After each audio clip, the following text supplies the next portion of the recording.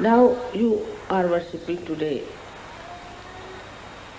the Durga or all the 9 forms of the goddess. She came 9 times on this earth, according to this, that she fought all the people who were destroying the seekers, who were trying to make a mess of their lives. And these tortured saints, when they prayed to the goddess, because none of the gods could do anything. And Sadashiva is never interfering with what the goddess is doing. So they worshipped the Bhagavati, and then the incarnation of her came 9 times according to the need of the time. So every time you find her confronting people who are extremely arrogant, self-opinionated, think no end of it. And the bhaktas are tortured by these self-opinionated, horrible actions. When you are raising the Kundalini on the center heart, you can feel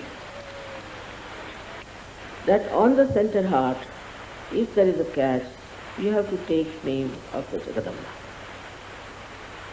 Unless and until you take her name, it won't open. Also when I am clearing out to center heart, I have to also say, now I am in reality Jagadamba. And then the Jagadamba within you awakens. You can see that once the Amba, this Kundalini, who is the reflection of the Holy Ghost, of the Adishakti within you, when she rises through these different chakras, she gives them power because she is the power. She is the Shakti. She is the desired power of Sadashiva. She is the complete power of Sadashiva. And so she gives the power totally to every chakra, by which all these chakras are enlightened and all the deities are awakened. Supposing we have no power of life, we'll be like dead people. So these centers, when they receive this power, this Shakti, then they are awakened. Now you have seen it. You can do it yourself. It's all tangible. You can verify it. I have told you that she resides on the heart center. Now see how heart center is placed. Also very interesting to see. While she is Jagadamba, but the Amba means the pure form of power resides in the triangular bone, like Kundalini. But her form, which is Jagadamba, where she is the mother of the universe, she resides on the heart center. Now this heart center is very important. When I have already told you this, that when a child is about till the 12 years of age, this center produces the Ganas. Ganas are the workers on the left hand side. They are like, you can say, Saint Michael is their leader. But their king is Ganesh. So first she has done is the Ghatasthapana. Ghatasthapana means you have done here now. This is the Ghatasthapana. This is the Kumbha. Now this Kumbha she has established first. That is the triangular bone. Now this is her first work. That to establish this your Muladhara. So she established within you is innocence. She established innocence within you to begin with. So she has put this ghata in which she is staying as Kundalini. So the first is that to establish the Kundalini in the triangular bone and then to establish Sri Ganesha. This is the first work by which whatever she is going to create now, all the universes, the earth, everything, whatever she is going to create has to be filled with innocence. So she has created all these things just for you to be created and ultimately to get your self-realization, to have meaning for your life, to get connected to this all-pervading power, to enter into the kingdom of God. All is her work. So you can say 9 times she came and the 10th time she is supposed to give realization to all of us. But at the 10th time, all these 3 powers are joined together. That's why it's called Trigunatmika. That's why Buddha said Matraya, means 3 mothers put together. So this power, when it starts acting, it has the complete control over all your 3 channels and 7 centers. Complete control. So everyone must today promise to me that they will meditate every day. Get up in the morning, and while meditating I must concentrate on myself and not on others. And see for myself what is catching, where am I catching, which chakra I am catching, what have I to do. So on this day of Navratri, today as the first day, the Gauri's power must be enlightened within us, and they must express, and they are tremendous. I cannot describe them in one lecture. Think of the primordial Kundalini. She acts in the Mother Earth, she acts in the universe, she acts in the animals, she acts in the matter, she acts in the human beings, and now she acts in you. She is the one who decides the face and the figure that you are going to have. She is the one who decides what child you should have. She is the one who gives you the particular type of a child that you need.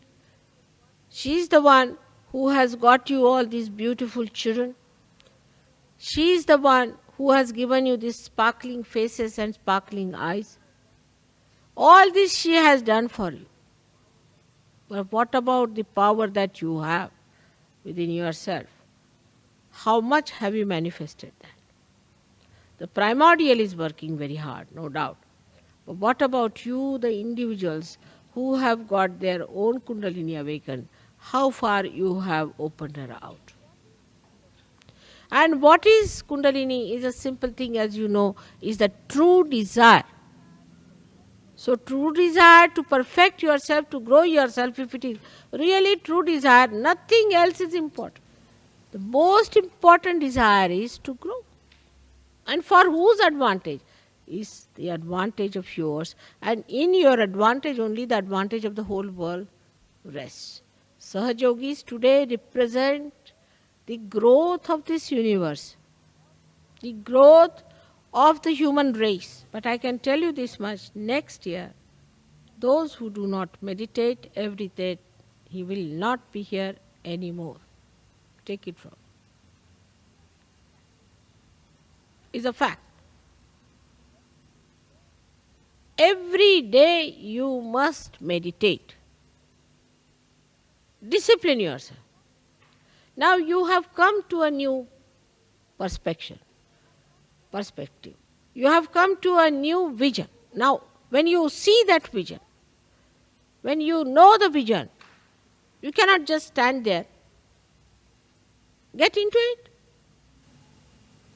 When a person who has Gauri's power as soon as he enters a hall or any place, everybody's Kundalini rises just to salute.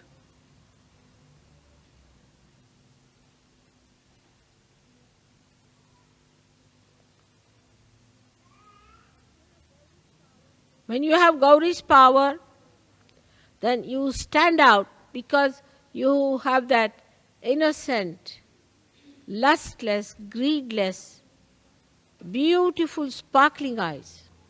And wherever you turn your eyes, even one glance would raise the Kundalini immediately. People who suffer from cancer, suffer from this disease, that disease, all can be cured in no time if you have developed only one power of Gauri.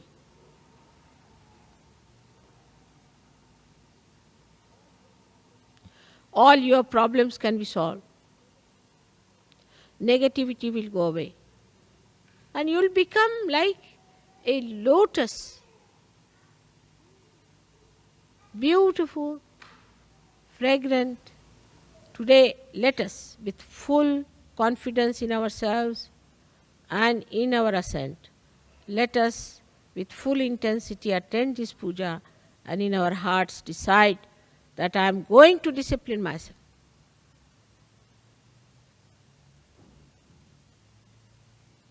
May God bless you. आजच्या या शुभप्रसंगी अशा सुंदर वातावरणामध्ये इतका सुंदर विषय म्हणजे बरेच योगायोग जुळलेले दिसतात असं दिसतंय. आजचा सुमुहूर्त म्हणजे घटपूजनेचा. घटस्थापना ही अनादी आहे. म्हणजे ज्या वेळेला ह्या सृष्टीची रचना झाली, अनेकदा एकाच वेळा सृष्टीची रचना झालेली नाही, अनेकदा जेव्हा ह्या सृष्टीची रचना झाली तेव्हा आधी घटस्थापना करावी. घट म्हणजे काय अत्यंत सूक्ष्मात समजलं पाहिजे. पहिल्यांदा म्हणजे ब्रह्मतत्व म्हणून जे एक स्थिती परमेश्वराचं वास्तव्य असतं, जेव्हा ज्याला आपण इंग्लिशमध्ये एन्ट्रॉपी म्हणू, किंवा जेव्हा काही हालचाल नसते, त्या स्थितीमध्ये जेव्हा इच्छेचा उद्भव होतो किंवा इच्छेची लहर परमेश्वराला येते, जेव्हा त्याच्यामध्ये ही इच्छा समावते की आता काहीतरी संसारामध्ये सृजन केलं पाहिजे, क्रिएट केलं पाहिजे. ही इच्छा त्याला का होते? ही त्यांची इच्छा. परमेश्वराला इच्छा का होते? ते संबंध माणसाच्या डोक्याच्या बाहेरच्या गोष्टी आहेत. पुष्कळच गोष्टी डोक्याच्या बाहेरच्या आहेत, पण जशा आपण त्या सर्व मानून घेतो तसंच हे मानलं पाहिजे की परमेश्वराची इच्छा हे त्यांचं आपलं स्वतःचा शौक आहे. त्यांची इच्छा जी काय त्यांना करायचं ते करत असतात. ही इच्छा त्यांच्यामध्ये विलीन होते आणि ती परत जागृत होते. जसा एखादा मनुष्य झोपावा आणि परत जागृत व्हावा. झोपल्यावर त्याच्या इच्छा जरी त्याच्यावर झोपल्या असल्या तरी त्या तिथे असतात आणि जागृत झाल्या त्या कार्यान्वित होतात. तसंच परमेश्वराचं आहे. जेव्हा त्यांना इच्छा झाली की आम्ही आता एक सृष्टीची रचना करायची, तेव्हा ह्या सर्व सृष्टीच्या रचनेची जी इच्छेची जी आपण म्हणू की तरंग आहेत किंवा त्याच्या ज्या लहरी आहेत त्या एकत्र होतात आणि त्या एकत्र झाल्यावर ज्या घटात भरल्या जातात ते इथे घट आहे.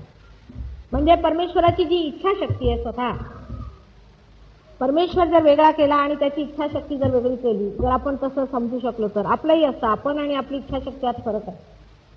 तर ती जी शक्ती आहे ती प्रथम जन्माला येते. जोपर्यंत तुम्हाला कोणत्या गोष्टीची इच्छा होणार नाही ती गोष्ट कार्यात त्याचं रूपांतर होत नाही. म्हणजे आता हेच एक जे बनवलेलं आहे इथे मोठं सुंदर, हे सुद्धा कोणाच्या तरी इच्छेचंच फळ आहे. प्रत्येक गोष्ट इच्छा झाल्यावरच कार्यान्वित होते आणि परमेश्वराची इच्छा ही कार्यान्वित होण्यासाठी ती त्याच्यापासून वेगळी चालवली. जर ती परमेश्वरातच समावित राहिली तर ती सुप्तावस्थेत असते. जेव्हा ती त्यापासून वेगळी होऊन आपल्या कार्याला लागते तिला आपण आदिशक्ती असं म्हणतो. ही प्रथम स्थिती आली. प्रथम स्थिती जेव्हा आली, जेव्हा घटस्थापना झाली, ती अनादिकालापासून अनेक वेळेला झालेली आहे. आणि आजही आपण जेव्हा घटस्थापना करतो तेव्हा त्यात अनादी अनंत क्रियेला आठवतो. म्हणजे आपण ह्या वेळेला जी घटस्थापना करतो, म्हणजे किती मोठी गोष्ट ही लक्षात ठेवा. आपण या वेळेला परमेश्वराने जी इच्छा केली ती कार्यान्वित करण्याच्या प्रथम ती एकत्रित केली, ज्या एके ठिकाणी घटात घातली ती इच्छा, ती आज आपण पूजत आहोत, त्याची आपण पूजन केलं. ही इच्छा परमेश्वराला झाली, त्यांनी आपल्याला आज मनुष्यत्वाला आणलं, एवढ्या मोठ्या स्थितीला पोहोचवलंय. तेव्हा आपलं परम कर्तव्य आहे की त्याच्या ह्या इच्छेला कधी वंदन केलं पाहिजे. त्या इच्छेला आमच्या सहयोगा ह्याच्यामध्ये भाषेमध्ये आम्ही महाकालीची इच्छा म्हणतो किंवा महाकाली शक्ती म्हणतो. ही महाकालीची शक्ती आहे. आणि हे जे नवरात्रीचे 9 दिवसाचे जे आपले महाराष्ट्रात विशेष करून जे समारंभ होता ते ह्या महाकालीचे अनेक जे काही अवतरण झाले त्याच्याबद्दल. आता ही महाकाली शक्ती मी आपल्याला सांगितलं की इच्छाशक्तीच्या पूर्वी काही होऊ शकत नाही, म्हणून इच्छाशक्ती ही आधी आहे आणि अंतही तिचाच असतो. पहिल्यांदा इच्छेतनं सगळं निघतं आणि शेवटी ते इच्छेतच विलीन होऊन जातं. तर ही सदाशिवाची शक्ती आदिशक्ती आहे आणि ही महाकाली शक्ती म्हणून आपल्यामध्ये वावरत असते, संपते. म्हणजे पहिल्यांदा महाकालीची जी शक्ती होती तिने फक्त सगळ्यात पहिल्यांदा गणेशाला जन्म दिला किंवा गणेशाची स्थापना केली. गणेश हे सर्वात पहिल्यांदा स्थापन केलेलं दैवत आहे आणि त्याचप्रमाणे जसं की महाकालीचं आहे तसंच गणेशाचं आहे की हे बीज आहे आणि बीजातनं सर्व विश्व निघाल्यावर परत बीजातच समावलं जातं. तसंच सगळं गणेश तत्वात्व निघून परत गणेशाचं समावलं जातं. गणेश हा सर्व काही जे काही आहे त्याचं बीज आहे. जे आपल्याला समोर दिसतं, कृतीत दिसतं, इच्छेत दिसतं त्याचं बीज. आणि म्हणून गणेश हा सगळ्यात मुख्य देव मानला जातो. इतकंच नाही तर गणेशाचं पूजन केल्याशिवाय आपण कोणतंही कार्य करू शकत नाही. मग ते शैवाईट असोत, वैष्णवाईट असोत, ते मग ब्रह्मदेवाला मानणारे असोत की कोणी असो, सगळे आधी गणेशाचं पूजन करतात. त्याला कारण असं आहे की गणेश हे तत्व परमेश्वराने सर्वात पहिल्यांदा या सृष्टीत पसरवलं. गणेश तत्व म्हणजे ज्याला आपण अबोधिता म्हणतो किंवा इंग्लिशमध्ये इनोसेन्स. आता हे तत्व अति सूक्ष्म आहे, आपल्याला समजत नाही. बाल्यकालामध्ये जे लहान मुलांच्या मध्ये वास्तव्य करतं आणि ज्याचा सगळीकडे आपण आविर्भाव पाहतो, त्याचा सुगंध पसरलेला असतो, त्यामुळे लहान मुलं इतकी प्रिय वाटतात. असं जे ते अबोधिताचं तत्व आहे, जे इनोसेन्सचं तत्व आहे, ते ह्या श्री गणेशामध्ये समाहित आहे. पण जर आपण सूर्याला बघितलं तर सूर्यामध्ये प्रकाश देण्याची जशी शक्ती आहे तशी श्री गणेशामध्ये. तर ही जी अबोधिताची शक्ती आपल्यामध्ये परमेश्वराने भरलेली आहे, या अबोधिताच्या शक्तीला आपण पूजतो. म्हणजे आम्ही सुद्धा असे अबोध झालो पाहिजे. अबोधिताचा अर्थ पुष्कळांना असा वाटतो की अबोधिताचा अर्थ असा आहे की आपण अज्ञानी झालो.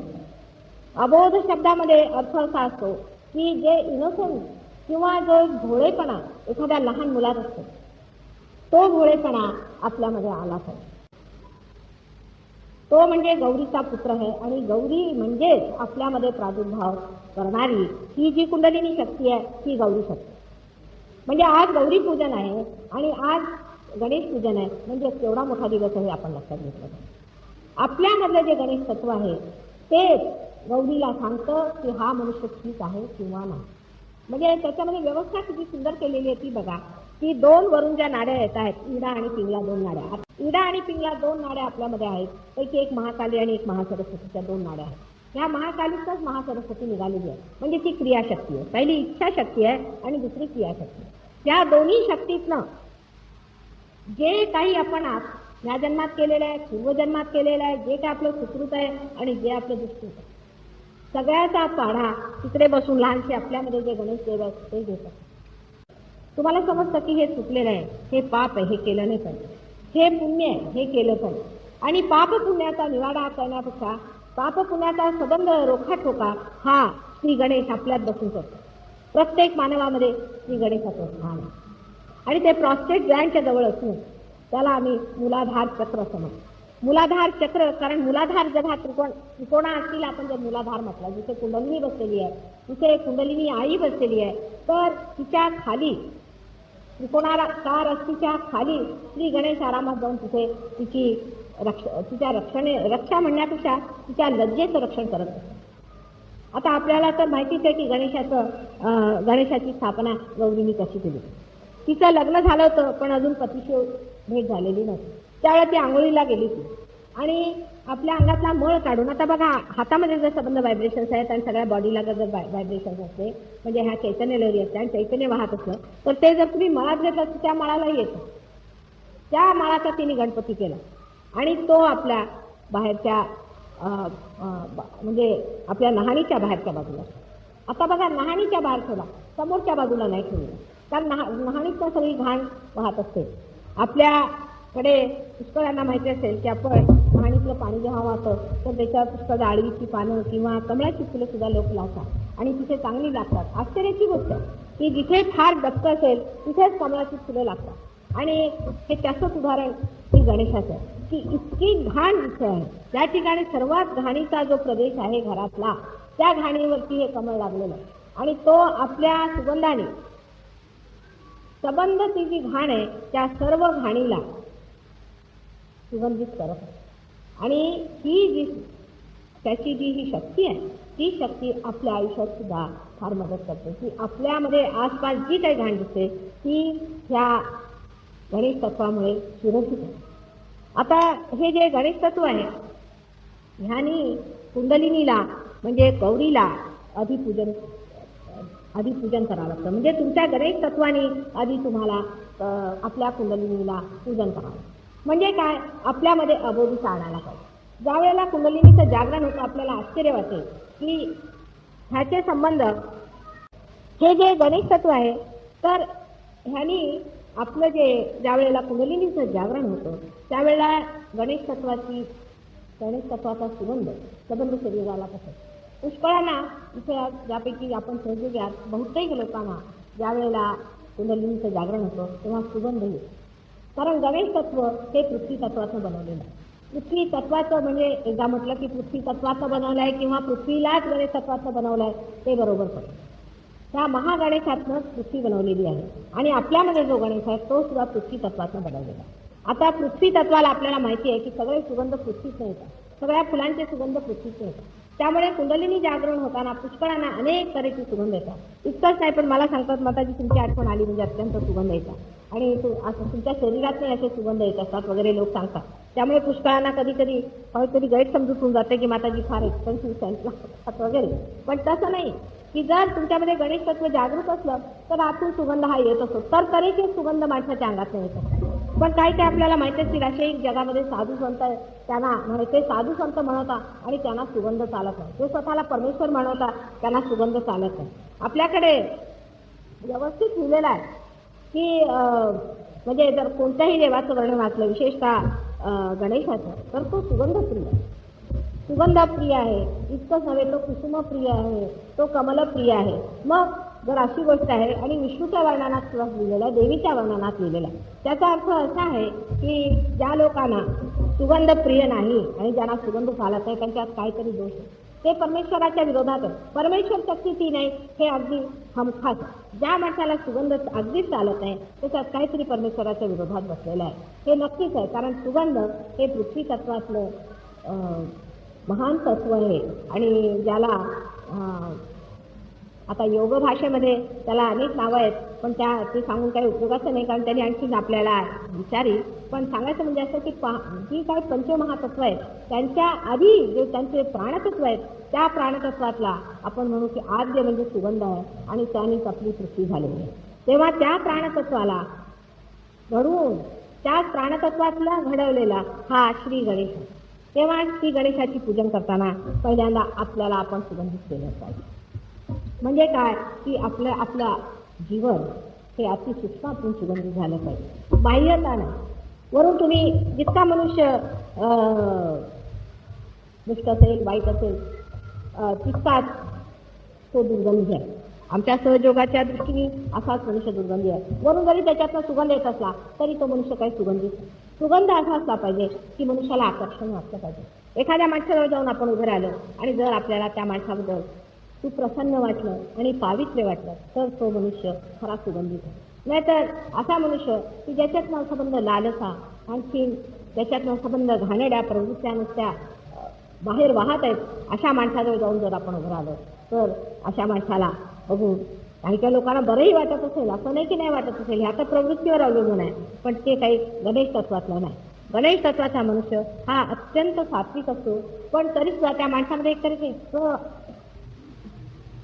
आकर्षण असतं आणि त्या आकर्षणात एवढं पावित्र्य असतं की ते पवित्र आकर्षणच माणसाला खेचून ठेवतं. तर कुंडलिनी ही आई आणि गणेश ही त्याची कृती आहे, तिची कृती आहे आणि गणेश हे तिचं मूल आहे. आपल्यामध्ये असलेली कुंडलिनी ही गणेशाच्या नुसत्या हातावर फिरत असते. गणेशाच्या हातात तुम्ही पाहिलं असेल पोटावर पुष्कळाने बांधतात, ते पोटावर त्यांच्या सर्प बांधलेला असतो किंवा पुष्कळांच्या हातामध्ये गणेशाच्या म्हणजे गणेशाला म्हणतात ते 4च हात आहेत, पण खरं म्हणजे त्या अनंत हात आहेत. पैकी एका हातात कधी कधी त्यांना साप सुद्धा दाखवण्यात येतात, साप आहे तो, हीच कुंडलिनी. तशीच आमच्या सहयोगांना हे जे पार होत आहे त्याच्यामध्ये आश्चर्याची गोष्ट आहे की ह्यांच्या हातावर कुंडलिनी खेळत, हात असा वर केला म्हणजे कुंडलिनी वर जाते. आता त्यापैकी जो अहंकाराचा भाव आहे तो मात्र गणेशाच्या चरणी आज वाहन करावा. हे सगळ्या मोठं आज पूजन तुम्ही जर केलं तर आमचे अर्धे प्रश्न सुटले. गणेशाला आपला अहंकार कसं तरी करून की बाबा तू आमचा अहंकार घे असं म्हणून त्याला जर तुम्ही आज दिलं तर माझ्यासाठी फारच आनंदाची गोष्ट होईल. कारण गणेशासारखा पुत्र सर्वांना असावा असं आम्ही सांगतो आणि त्याच्या नुसत्या नावाने जे सबंध शरीर माझ्या अगदी चैतन्य लहरीने वाहू लागत आहे, त्या अशा सुंदर गणेशाला नमन करून मी आजचं भाषण करतो.